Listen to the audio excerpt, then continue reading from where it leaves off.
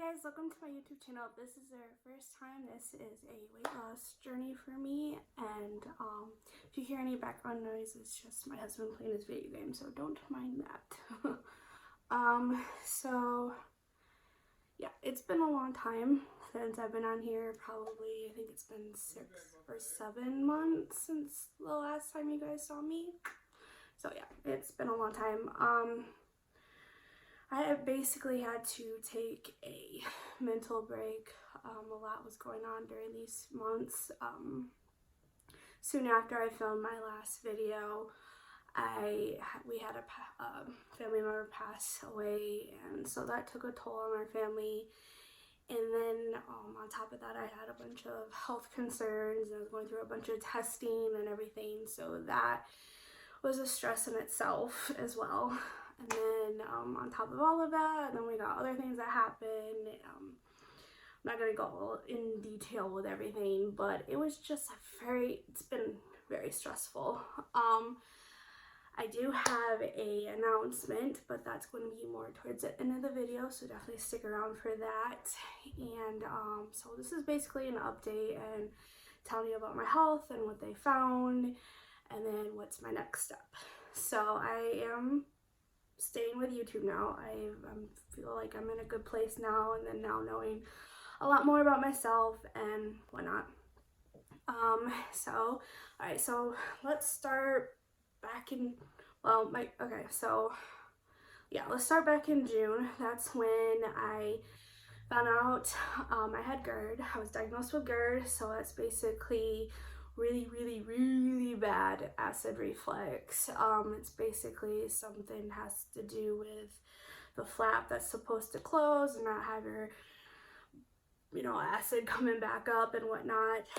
And other things can trigger it. You can produce more bile in your stomach than a regular person. Honestly, I don't know what's with mine. Mine is really bad to the point either it's because I'm producing too much or the flap's not working. But either way, it's really bad, and it's to the point where I would wake up in the middle of the night throwing up because I'm literally gasping for air and all of this. That was the burning in the chest problems that I would have. So they put me on a medication, which was the off-brand. It's off-brand of Zantac. It's Raditine. I don't know. Basically, if you haven't been updated on recalls, that was just recalled because apparently that's been can cause cancer and all of that. And the people that I've read from stories about them, how their loved ones passed away from colon cancer and stomach cancer, throat cancer, liver, kidney cancer, and they all believe that's because of the medication, because there's something in it that can cause it. So that kind of freaks me out. I've only been on it since June though, and I take 150 milligrams twice a day. So I just actually stopped taking it. I see my doctor next week, so I'm gonna hopefully talk to him and see what's the next option. I know people with GERD and like stuff like that, eventually most people have to have some type of surgery, especially if medication can't fix it. And it's looking like no medication's fixing mine. Like, it's like I've been off of it a few times. Like, I would miss a dose or two or whatever. And like even today I actually missed a dose. Well, actually I stopped taking it because I'm like scared of it now. So yeah, it's still there, it hurts, and it doesn't take much for mine to come back. So I don't know, I guess it's something I'm definitely going to be talking to my doctor about. But that's one of the things that I was diagnosed with. And then on top of that, I've been having problems with like aches and pains throughout my whole entire body. Sleep, like I can get like 12 plus hours of sleep and still not have enough, or even like 6 or 8 hours, still not enough. It's just like I'm always very fatigued, very tired, exhausted, constantly in pain all the time. So he was worried about autoimmune disease. So one of the tests came positive about, I think it was like the RNR. RNR factor, which was positive. So then he did like all the tests for autoimmune diseases to try to figure out which one it was. Nothing showed up. There was a little bit of signs of lupus, but not enough to go on. So he said that it could be dormant. So basically, if it was to come out, it would be coming out now. They say usually it's like in your 20s. He said a few years from now we can test again if I still have these issues. So then the next test I had all different types of blood tests too, like checking my blood count, vitamin deficiency, things like that. Everything looked good, except for I did have high cholesterol. My blood pressure was high at the time. It's good now though. My blood pressure's gone down, which is awesome. So happy. And anyways, so I had high cholesterol as well. I'm not sure if I still have that. I haven't been tested yet again for that. Then what else did they test? Oh my gosh, I've had so many tests. Oh yeah, I had to wear a monitor on my heart for a week. Well, first I had an echo done on my heart, and then I had a stress test. So basically they hook you up and then you have to like go on a treadmill. You start to walk first and jog and then basically sprint, and they like look at everything and kind of like time you. My heart looked fine. It was okay, other than I'm obviously out of shape, so there was like no defects in my heart, no like it doesn't show any signs of heart failure or anything like that, which I was really scared of because I thought that I had like some heart disease or failure. But all my blood tests, all my heart like tests came good. But I was still having heart palpitations, which he felt that was anxiety, which I know that my anxiety does cause heart palpitations, but sometimes I'll have heart palpitations without the anxiety. So we've been talking more, and then just recently I was diagnosed with, after we've run all tests and everything, I finally got officially diagnosed with fibromyalgia. I can never pronounce it, so here's what it is. That's what it's called. I just call it fibro for short because it's really easier just to say that. I don't pronounce words very well, and that's another thing with fibro. You get a lot of brain fog, you stutter, things like that. Basically, I'm always in pain and will always be in pain. There's no cure, but it's not going to kill you either. It's just a lot of people with PTSD usually get fibro later in their life, and so some don't get diagnosed till later. I was very lucky because of all the tests that they've been running and can't find anything. And then when they did the test there's like a pressure like test that they do, they're called tender spots. I think that's what they're called.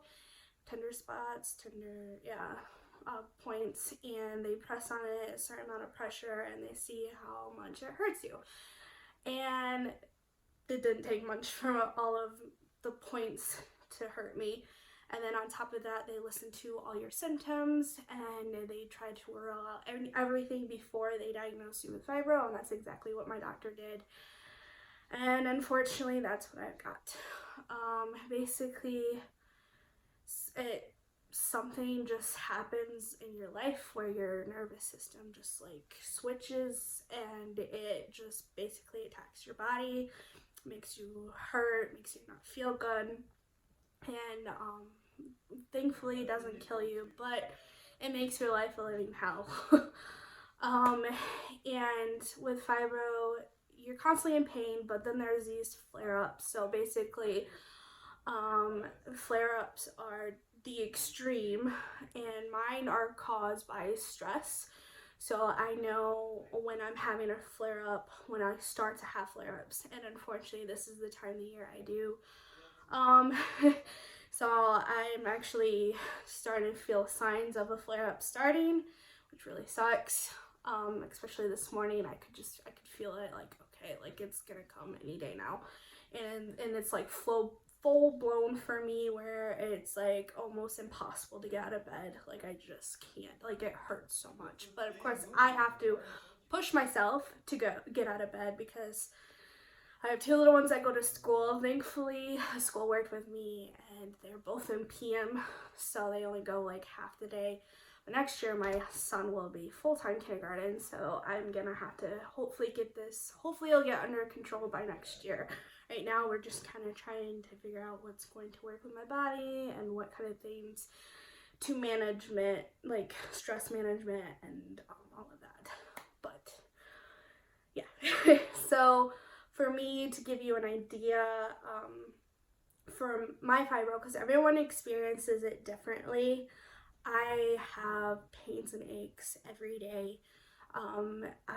My hands, my feet are always tingly and numb. My skin feels prickly, and like if you've ever had, I'm sure you have, but it's like when your arm falls asleep or your leg falls asleep, and then it gets to the point where, at least for me, it feels like needles like poking, and it stings and it hurts. That's how my skin feels.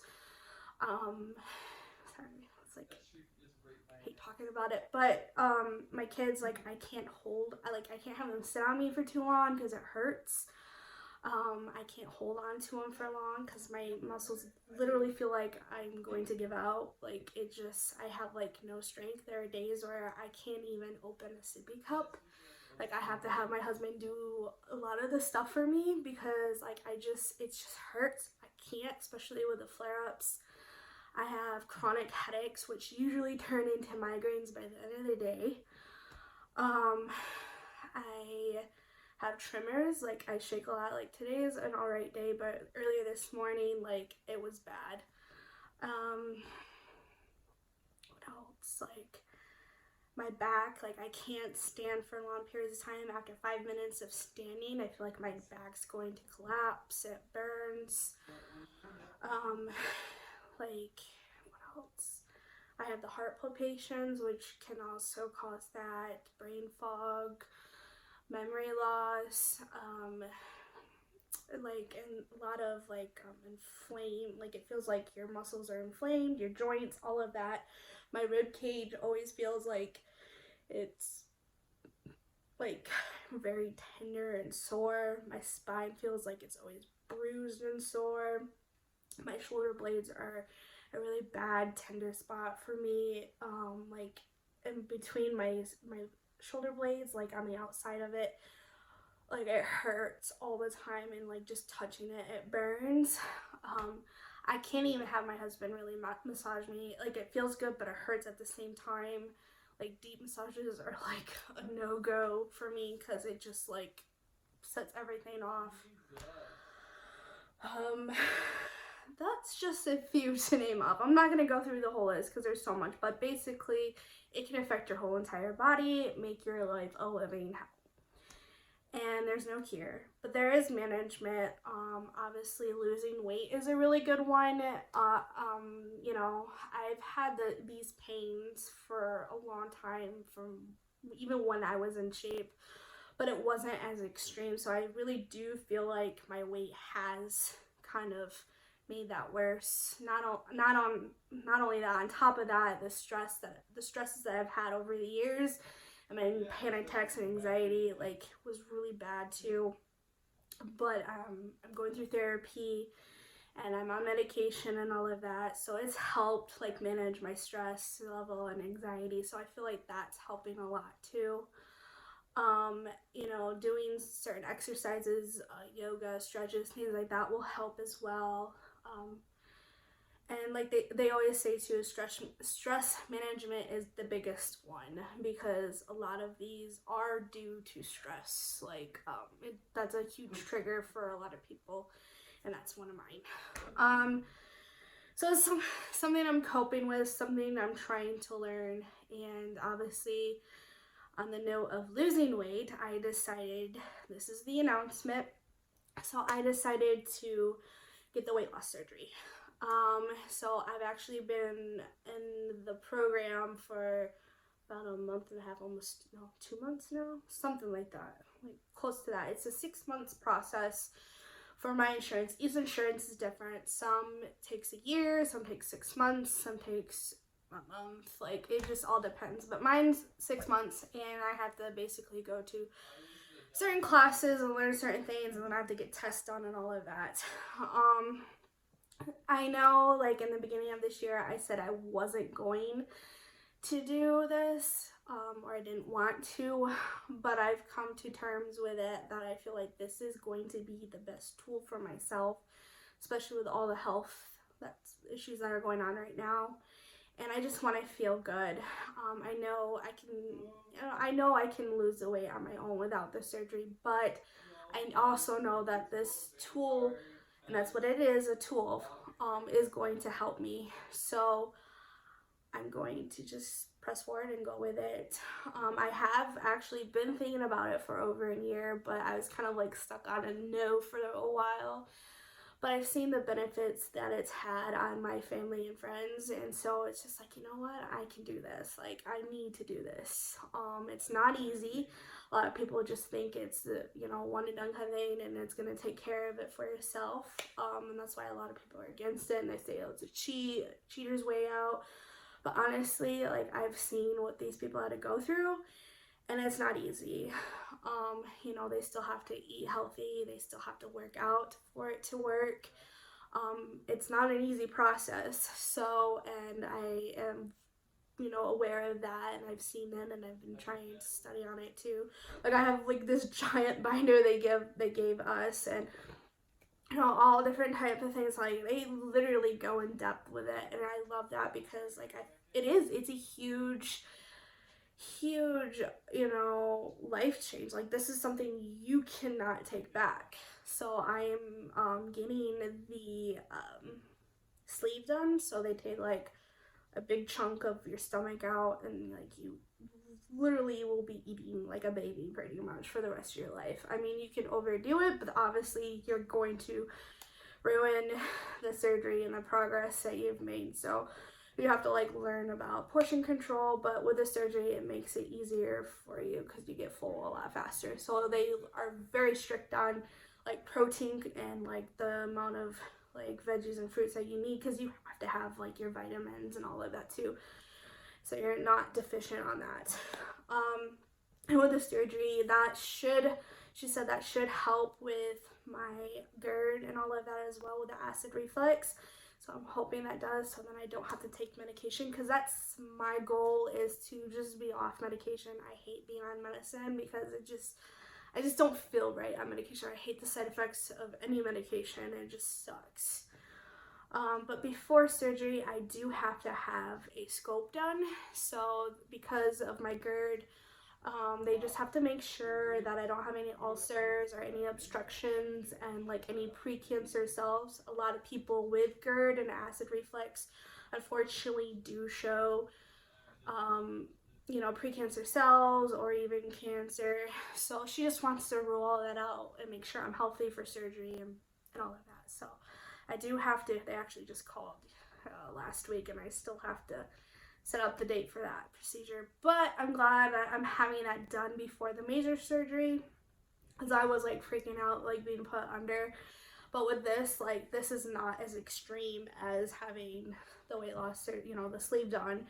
And this will kind of just make me like kind of see how I would do with anesthesia. Reason why I'm freaking out, because my mom actually almost died on it, so that scares me. I had surgery done when I was 8 and I was fine, but again, I'm now 27, so I don't know like how I'm gonna be now. Hopefully not bad. But anyways, so I am excited to be doing this journey and staying on the topic of weight and everything. I do know my current weight. It is, last time I was on the scale, which was last week, because I had to see like they do check-ins like every few weeks with them, and it was 291. So yes, I've gained a few pounds since you guys seen me last. I do not plan on doing any weigh-ins until like right before surgery. So right now you guys will know they're 291, and the reason why is because I do not want to freak myself out, especially with the holidays and everything. My insurance did not give me a goal weight but I'm gonna give myself one before surgery. If everything goes well, I should have surgery around March, around that area. So my goal weight for myself that I'm doing is 30 pounds at least. So I want to at least lose 30 pounds before March, which I feel is doable. I say that every time with every goal weight I have, and I end up not doing it. But I feel like not doing weigh-ins and just kind of trying on my own without freaking myself out and stressing myself out with the weigh-ins, I feel like I could do this. I just gotta get in the right mindset and everything. So I'm not doing any weigh-ins, I think, but I will take pictures. I'm not gonna show you guys until pretty much the day before surgery, so then we can see how much I've lost now until the day before surgery, and then you guys can see all of that. I do plan on putting out videos every week, just basically just trying to educate, and just not only that, just kind of make this a light channel, have some fun, introduce different things to this channel too, and just have a more of a positive thing. And I know a lot of you like weigh-ins and all of that, I know, but I have to do what's best for me with my mindset. And I know if I do weigh-ins once a month, and I know that doesn't seem like a lot, but to me it is, because I always freak out and I stress out about it, and I don't want to do that. So I'm just gonna wait to do the big weigh-in and just focus on my health and exercise. I do plan on doing weekly vlogs a week before surgery date. And the reason why I want to do that is because I am actually going to document everything with the surgery. And the reason why is because I want people to be have an educational idea of how it's going to be like, and see if this is something you really want to do, or just at least know more about it for those who think it's an easy way out. I just want everyone to see what it's like. I am nervous because it is a lot of stress on the body, and I know with my fibro, the healing process is probably gonna really suck. But I know I gotta keep for myself, the outcome is gonna be really great. I just have to be focused on the positive and try not to stress out about it. But even though the physical stress is gonna be bad, so. But I think I'm mentally prepared for that. At least I hope so. But yeah, so that's pretty much an update on everything. I know this video is already long. I promise my videos are not going to be this long, hopefully. But if you're new to this channel, definitely hit that subscribe button and hit that bell for notifications. I try to post weekly, or I will be trying to post weekly. And definitely give this video a thumbs up, and I hope you guys will join my journey, and I would love to hear your guys' journey and what you've gone through, and if you're going through the same thing, and if you have fibro and you have any tips and tricks, that would be amazing, because I'm very open to that, especially just trying to find something to heal and feel good. But anyways, so I love y'all, and I missed y'all, and I will see you guys next week.